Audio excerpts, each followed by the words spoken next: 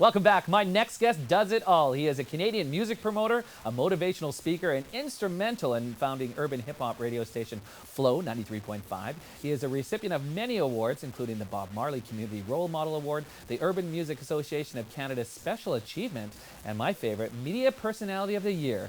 But Canadians really came to know and love him as the judge on Canadian Idol. I'm thrilled to welcome to the show Mr. Farley Flex. Farley, welcome to the show. Thanks so much, Jared. How you doing? Good. Now, everybody really got to know and truly love you. You were my favorite judge on Canadian Idol. I appreciate that. And I'm not just saying that. When you were the judge, like I said, on Canadian Idol. But a lot of people don't realize that you were in the business long before this. And tell us what you were doing prior to Canadian Idol. Wow. Well, my career in the industry started around 15 years old, actually, as an event promoter, doing small breakdance competitions, things like that.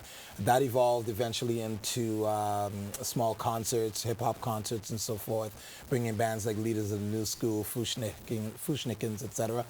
And then working with Maestro, who was my first artist that I managed, and managed him for 13 years, and went through the whole life of Let Your Backbone Slide and Drop the Needle and conducting things. And I loved all those songs. yeah, and those songs really changed my life, and working with him changed my life in a really good way.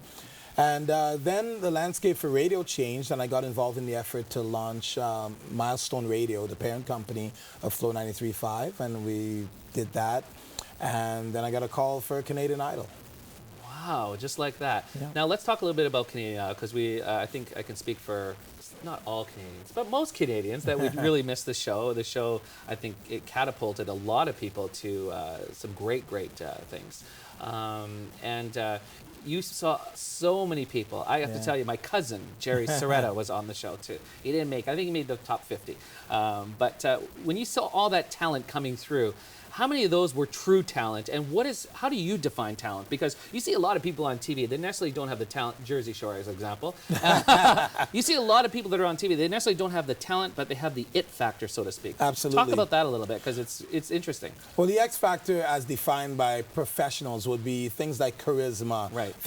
But I believe in work ethic and in passion as well. And sometimes talent is, or people who, let's say, people don't think are necessarily talent, they exude something that comes out of their effort and passion to be in the limelight. And, you know, it was amazing. Like Jacob Hogarth, who is probably my favorite contestant on Idol ever, along with possibly Toya Alexis from a vocal standpoint. But Jacob's personality, like in the lobby of the hotel, backstage, et cetera, just beamed stardom. And I'm so happy for him and Headley now and the success. Yeah, he was an amazing singer, but he had everything else going for him, and you almost fell in love with him because of the other traits that he had. Absolutely. His interpretive skills, the message he wanted to send to the audience was the most designed and well-crafted of anybody who was on the show. Now, when somebody came onto the show and they came before you and they judged, they were ready to audition in front of you, and you knew this is going to be a train wreck. It's just to come in just a matter of time. How did you deal with that? Were you, because I felt on air you were very constructive, constructive criticism.